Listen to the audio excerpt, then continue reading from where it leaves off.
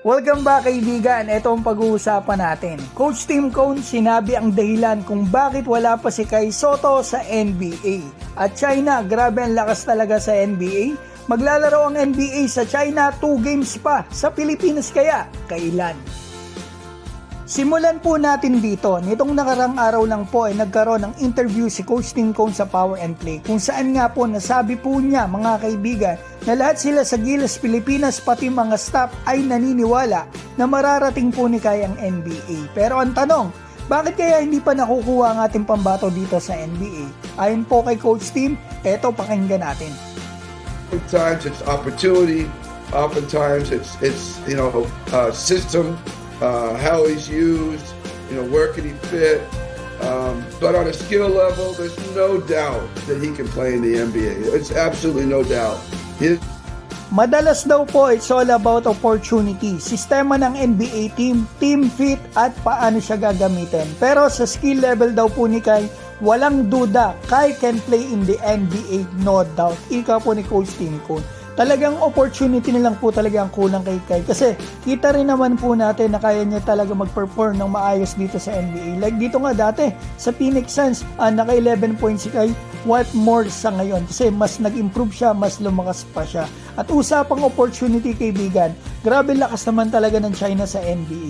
Di ba kamakailan po nakuha yung Chinese player sa NBA? Eto nga si Hu Yongxi sa Brooklyn Nets. So ito naman ang matindi, in-announce ni Shams Charania kanina lang mga kaibigan. NBA preseason games sa China, 2 games pa. Magkaibigan po mga kaibigan kasi itong si Yao Ming at yung owner ng Brooklyn Nets at itong si Yao Ming po ay NBA Hall of Famer kaya malakas talaga sila dito sa NBA.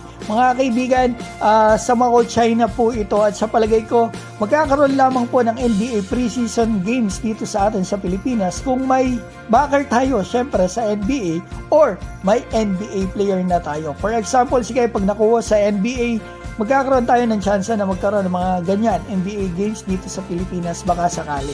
Pero kung tune-up games ng NBA dito sa Gilas Pilipinas, for example, eto nga, yung sasali yung Gilas dito sa preseason ng NBA doon sa Amerika, kaibigan yung agent po ni Kai Sotto ang lapitan nila kasi yan daw po ang may kakayahan para mangyari yan. Sabi po yan sa akin ng NBA Insider.